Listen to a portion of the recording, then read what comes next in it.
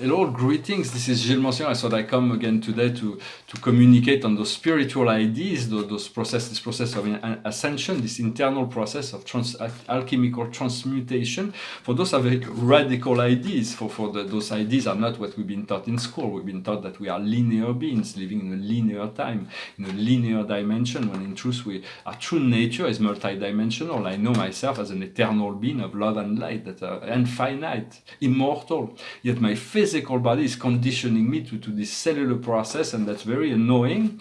I'm like reaching it's very, very difficult time, a very contrasted time that I'm experiencing now. We do want to communicate and connect with this blue light of Sirius, this blue fire of Sirius A, this blue star. It is a very, very powerful star. It is the light of creation. It is the first ray. You may want to call on Archangel Michael. And also, I remember when I read the Quran, Allah says He's the Lord of Sirius. So, of all the cosmic beings I ever met in my journey, in my travels, Allah is the most magnificent of all. He's an amazing being. Although I'm not Muslim, but He's like an uncle to me, and He's done much for me. And I keep thanking Him and seeking to connect to this realm of infinity in an event, to reconnect to this realm of infinity, to be there with all the great beings that resides there. I also wanted to say that it came in a revelation to me that the Muslim prayer is a longevity exercise, that by turning to this east-west, turning to God, doing those prayers, will increase the longevity of life. So it is very useful. Personally, I'm doing the north-south exercise because it is more appropriate to what I'm doing to my process now, but for longevity exercise. But it is very those are very powerful exercises that we do, those prayers or those exercises. I'm going to pull 10 cards. Let's see, for the chakras under the Dakini deck.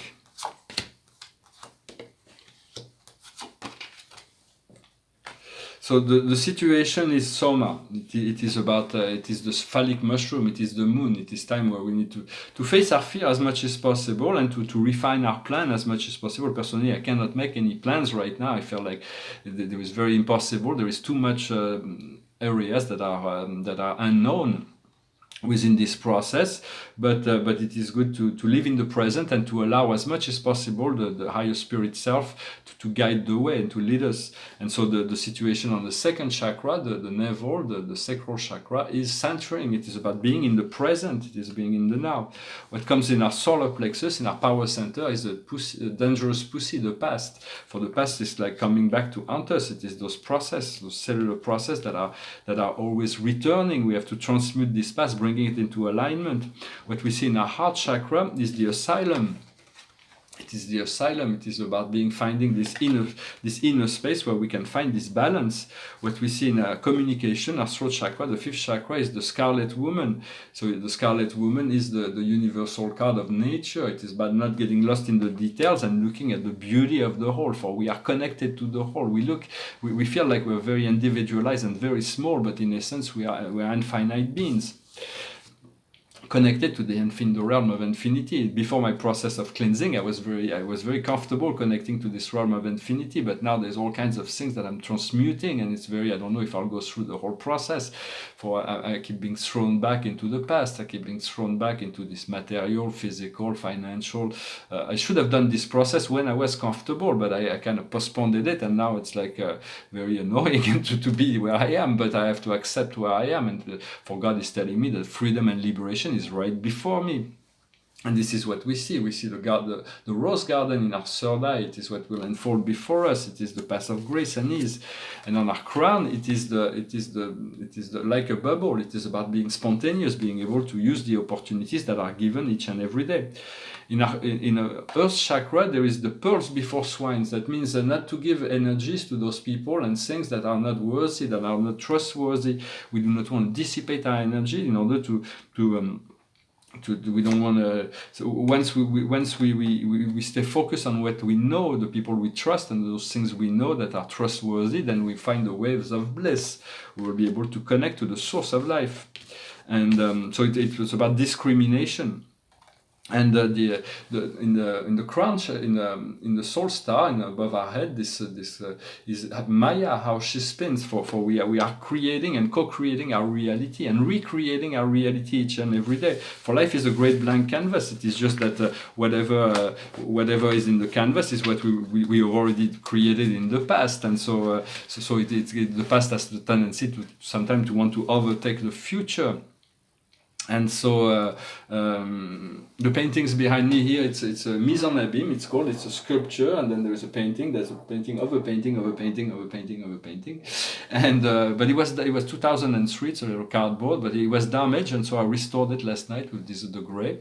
And here the painting is this is a painting on cosmology. It took me many years, but I don't see anything to add or to scrap or doing so. I do believe it is completely finished. Sometimes it takes me a very long time to see those paintings. This is to me, it's very powerful, very beautiful. It's like a major painting that took me many years to get together, and it's very complex and subtle. There is a lot. It's about the 7 great families of spirit beings and the master universe.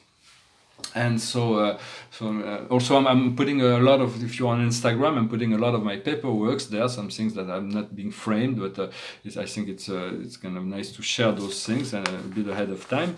I'm trying to, what I want is to return to, and Spirit says that will be happening, to return to my first profession, which was art dealer and gallery dealer. For that was before I was a painter. This is what I did. I had a beautiful gallery in Santa Monica, 4,500 square feet. I met some very important artists that were showing with me, and it was very exciting. This is really what I love. I love the art world. This is my life, and so. But right now I feel like I'm walking on eggs, and it's like a very. Sometimes I wonder why do I get up in the morning? But in essence, it's this darkness. All the darkness of the world is like we came here to assist, and it's all coming back, and we have to transmute it and assist the whole world with this transmutation as well. And so we take on a load with us to assist humanity and the planet. But we do not want to. We want to look only at the light. It is no matter how much darkness will come up, we have to transmute it and stay focused on the light. For all in society, all the darkness is becoming visible now. There is all kinds of corruption and things that are coming visible. For more and more will come of that, because we need, in order to release that. Before, everything was happening behind the veil. Everybody was blinded by what the medias and whatever the scenario was. So, but now things are coming up to the surface. So a lot of things will be transmuted, and in order to be released, and we'll move into this new age. One of the monkeys of wisdom is to see no evil, and so to see all of it is love in truth, but it is just difficult sometimes to go through this process of transmutation. And so I also wanted to say that a lot of new technologies are being developed right now that will replace all this electronic that's extremely toxic for the human body. All the pollution will put an end to that. Since 1992, I started making notes on photonic technologies. I've been wanting to develop those photonic technologies that will be the next generation after the electronic, but I haven't had the resources or the connection of the people that could be complementary in bringing them together. If God willing, I will be able to assist in creating those quantum batteries and all kinds of things that will create that will solve a lot of problems for the world. They're not that complicated to put together. It is just a matter of timing. And so and I was offered a strange proposition the other day. I thought it was a gift from God to release me from my financial pressure, but I realized that it's my when we deal with people that are multi-millionaires, they really see you as, they want the deal on the same level as you are. And sometimes it is like when you don't. I've never been millionaire or anything, but in this incarnation, but I've always had the means to deal with all the collectors and so on. And I could take a plane, stay in a nice hotel or whatever for whatever meeting. But now it's very, very difficult, and it's like so it's sometimes it feels very humiliating not to be able to play on that level, because I pray God that if one day I have a lot of money, I will be considerate of those people that have not achieved that financial abundance, and not to put them in a situation where they feel like humiliated because of that. For that's really what happened with this deal. It's like I'm not going to talk about it because of discretion, but it's a little bit like a collector would call me from the other side of the world and say, "Oh, I love your painting. Why don't you jump in a plane, take 15 paintings with you, stay in this palace for like 2 or 3 weeks, and I'll find the time to stop by one day and buy some paintings." So I'm sorry, I can't do that right now. Well, just so I get blown off and say, well, you can do that, so you're not worthy of my interest. It's like, I'm sorry, but so it's kind of difficult to sometimes to deal with people. It is not to blame them for that. We always see others as we are ourselves, and so it is for it is also my condition that is I should be financially abundant for spirit says that may be coming. So I shouldn't. I'm not complaining. I'm just having one of those days. I thought to make all those videos, although I don't always show my highest life. I think highest light because I'm having personal difficulties. I do think it is useful because I've been given the gift of the spiritual connection. The spiritual ascension path has been granted to me for many years, and I know this is more precious than any success on a material plane. For I know at the end of this incarnation I will be moved into a realm that is so high in the frequency that no matter what happened to me in this life, it is not. But Spirit says that I have a destiny here. It is just I'm having a hard time aligning because all this material, emotional, physical, and financial pressure. I'm trying to do that, but as a Pisces, I'm hypersensitive to all those things, and so I have to. Sometimes I'm being thrown back into like this really down energy, and I'm drinking a coffee, like smoking a cigar. I'm having a hard time giving up that, but. And so I feel like a lot of shame and guilt, and so I want to get rid of that so I can move beyond that. But in a sense, I made some progress because in the past I would fallen back into drugs and alcohol. As a Pisces, it's very easy to find this way to try to avoid the problems by escaping into the dream state. But now I feel like. This is over, so at least I made some progress. So I just I thought and so it's very important to do meditation also, to find a way that you can incorporate sometimes of meditation, just closing your eye, breathing, or it can be a creative meditation projecting you into the ships, into the higher planes, or it can be just concentrating on your breathing, observing the emotion, finding a way that works for you, that you include within your daily life, even if it's 5 minutes. Sometimes just taking a break is to make 5 minutes of breathing, relaxing. That can be very useful. To expand your mind. Meditation is there really to expand our mind. I used to spend a lot of time in meditation when I started this spiritual career in the early 90s. I explored so much. I was given so much, and so I'm not complaining in a spiritual level. I know I am free. I'm an eternal being. It doesn't matter really what's going on in the world for me. But I do wanna feel comfortable in this world since I am here. It's just I'm praying God that something will happen that will open these doors of freedom for me. Well, I hope this message was interesting for you, for we are going through difficult time. If we're going through the process of ascension, once we ascended, everything is fine. But until then, we have this cellular, we're bound by this cellular matrix of physicality, and this is really what.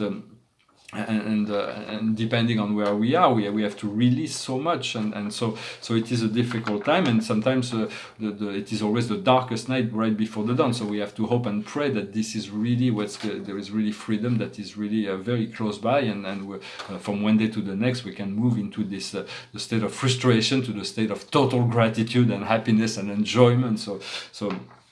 I hope you get there today. I'm going to finish with a song. I've never sang it before. I sang it, but it's a song about standing together. It's from Ben King, Jerry Leibner, and Mike Stoller. It goes like this: when the night has come and the land is dark and the moon is the only light you'll see. No, I won't be afraid. No, I won't be afraid. Just as long as you stand by me, stand by me. Oh, darling, darling, stand by me. Oh, stand by me, stand by me. If the sky that we look upon should tumble and fall, and the mountains should crumble to the sea, I won't cry, I won't cry, no, I won't shed a tear, just as long as you stand. Stand by me, stand by me. And darling, darling, stand by me.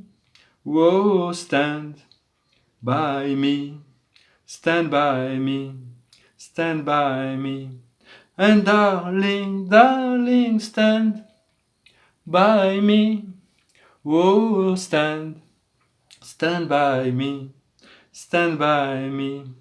Whenever you're in trouble, won't you stand by me? Whoa, stand by me, stand by me, stand by me. Thank you very much. Yeah, it is good to have each other. I hope you have good friends and family to support you. For me, I feel very, very isolated in my little world here, which makes it a lot more difficult. For I've always been living in my life surrounded with good friends, and so it was always, life was always easy. But now it's like I do trust that there is always something better. No matter what life makes us go through, we always end up at the end to become better people, better versions of ourselves, and so there's always meaning behind everything. I thank you very much, and I wish you a wonderful day. Namaste.